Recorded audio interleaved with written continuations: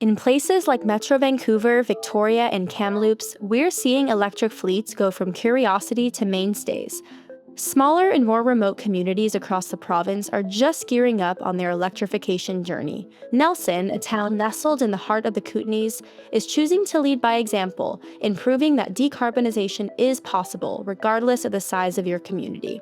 Today on the Go Electric Fleet Show, we're in Nelson to hear about how a small city is taking a structured and data-driven approach to fleet electrification. Welcome to the Go Electric Fleet Show. This is where we sit down and chat about EV fleets, infrastructure, and more. Join us as we explore EV fleets here in BC.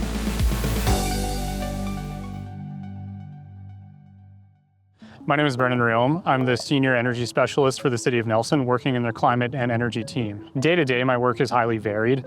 So I'm working on the corporate side of our climate action plan, Nelson Next. Our corporate side is mostly focused on our facilities and fleet because they are the main drivers of our corporate emissions. Day to day, I'm working on a lot of data management in tracking, analyzing our corporate portfolio in terms of energy use, emissions, and utility costs. So the City of Nelson has been viewed historically as a leader in environmental initiatives, and that's reflected currently in our Nelson Next Climate Action Plan.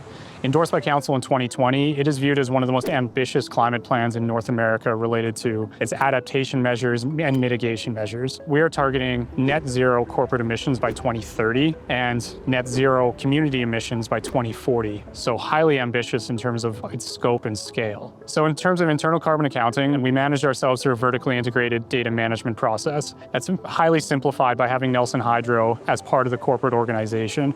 And we have very close relationship with FortisBC in terms of our natural gas accounting and utility accounts. So through our data analysis, through our process internally for managing our emissions, we find that there's a pretty even split between fleet and our facilities in terms of energy and emissions. But with each portfolio between fleet and facilities, there's equal challenges in both. Fleet is a difficult one to decarbonize in terms of the amount of medium and heavy duty vehicles that we have. And facilities are difficult to decarbonize in a lot of ways because of the age of our facilities. We have relatively old building stock in terms of our corporate portfolio, which doesn't lend itself to simple electrification measures. So there's a lot of work that needs to be done on that path. Nelson's climate change work is centered on a strong corporate emissions strategy.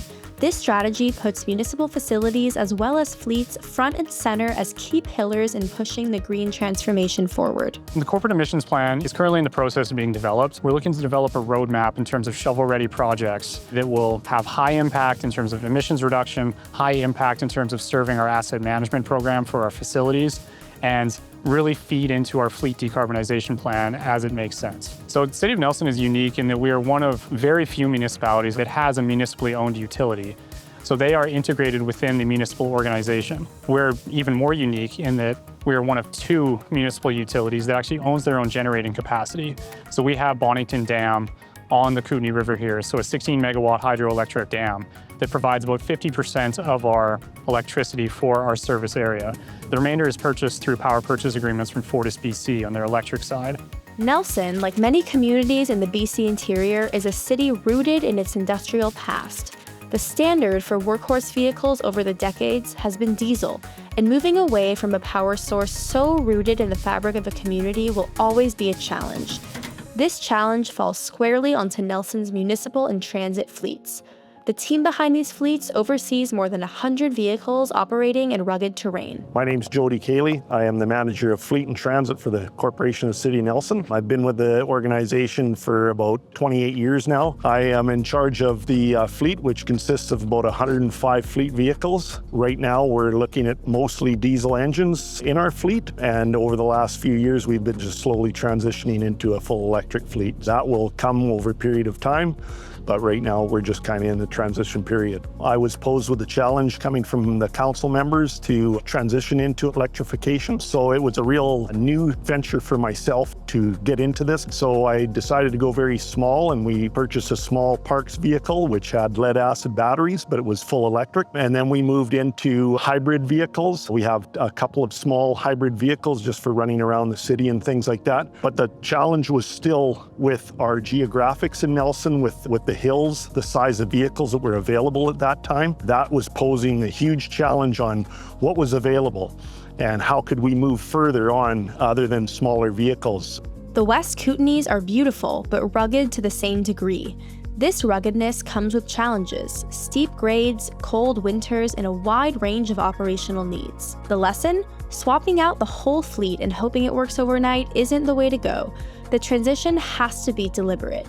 It's about choosing the right vehicles for the right jobs at the right times. I was able to source out from some of our hydro vehicles battery electric booms, which was a huge success for us. Those booms run on battery electric at zero emissions at the job site, which is gaining us GHG credit. Trucks was the next step. We run a vast amount of different operations in the city, so the vehicle has to be able to do various functions within the city. So the vehicle can't be a small little pickup. It has to be a full-size pickup, which the Ford Lightning seemed to meet that requirement. We bought this truck with the help from Columbia Basin Trust. We have it currently in the Parks Department, working out perfectly. It was a transition with our crews on how do we operate an electric vehicle. Do we have to charge it every night? But over my experience and what I was gaining from knowledge, it was more of a gas tank. You know, you fill it when you need it. It's not necessarily has to be plugged in every night. So there was a transition that way with the crews and things like that.